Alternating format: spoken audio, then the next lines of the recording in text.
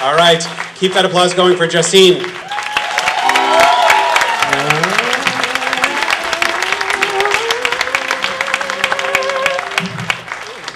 I'm the fourth Jew into the wild.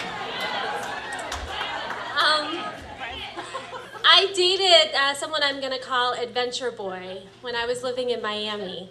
He was really cool. He lived on a boat. We had so much wild, crazy fun together. And if we couldn't have wild, crazy fun right then, sometimes he would cry about it. It was usually my fault. Like one time we were jumping off these really high docks in the Bahamas, and I broke my rib. I'm a little clumsy. I felt really bad about it, you know, because I ruined our trip. We had to go back early. It was a big deal to him. Also, it hurt a lot. Another time, I ruined our trip to Mexico because I got this really bad rash when we were playing with these monkeys.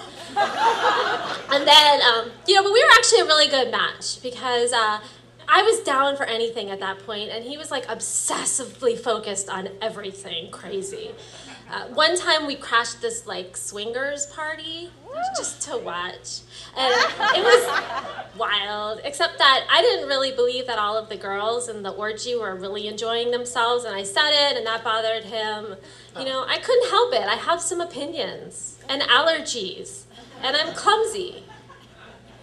So after a couple of years, just lots of crazy fun, and some trauma. He went to Europe. He got a job in Europe, and we were apart for a while, and I realized that I like adventure, but not so much as a default mode. So I asked him to come visit, and we could figure out our relationship for a couple weeks. 2 weeks, he said. Where are we gonna go?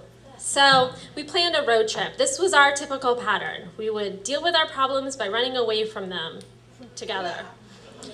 We drove to the west coast of Florida, which is actually totally different from Miami, if you don't know. It's got like swamps and rocky beaches. I wanted us to commune with nature and with each other, but he had this whole other agenda. He wanted to see freaks, not like swingers. So there's like colonies, apparently, of circus performers, you know, giants and misshapen people, goat men who live around Sarasota, Florida, where the Ringling Brothers is. And as soon as we got there, he was just like on the hunt. We would go to an outlet mall. Is that a freak? What's that girl? Look at her. Is she a freak? He was insatiable. We went to the circus. Like, that was too vanilla. We saw some like two-headed stuffed goat. That was too kitschy. We actually talked to real old-time carnival workers, but they weren't deformed. This was definitely like the guy that I fell in love with. You know, he was passionate, he was energetic, he was obsessed with obscure, peculiar leisure activities. But this time it didn't even really feel fun on paper, you know? It just was like voyeuristic and creepy. And that word, freak, it's not a nice word. It just kept rolling off his tongue all day in public. So we needed to talk, and I arranged a little peaceful trip on the Peace River on a canoe. But we fought the whole time about who was really steering, and then I like dislocated my shoulder. I had like a run-in with an alligator. I'm super clumsy. So it was our last morning, and I asked him to take a walk with me on the beach. I've seen beaches around the world. That's me doing him. Why would that interest me? And now me. Why does everything have to interest you? Because I'm on vacation. Why do freaks interest you? I don't know. They're cool. Why do we have to analyze everything? I'm just trying to have fun. Why is it fun to look at people? I don't know. I must think I'm superior to them. Is that what you want me to say?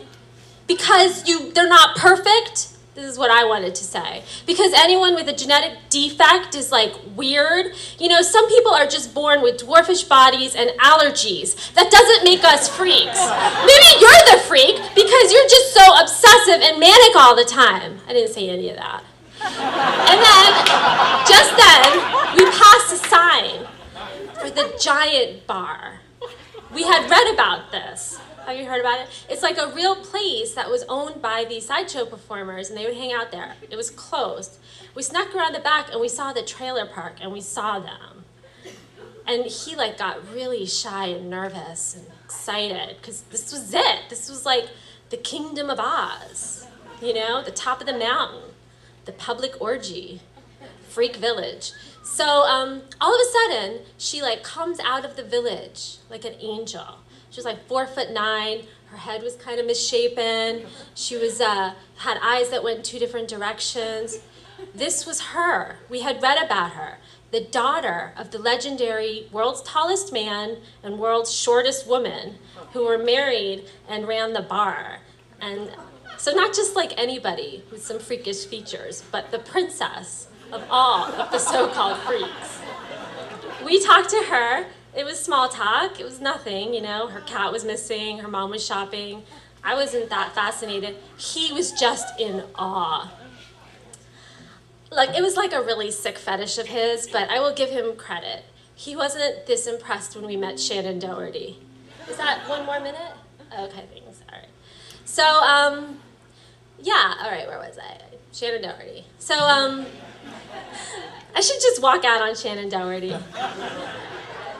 Look, this is it. He was happy, and I was happy for him, and he found his answer, and I didn't get it. But that was kind of my answer, right? You know, it's just a matter of taste. So I drove him to the airport, and we said goodbye.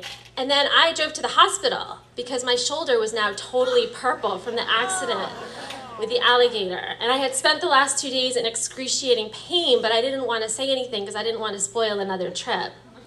So seriously, what is wrong with me?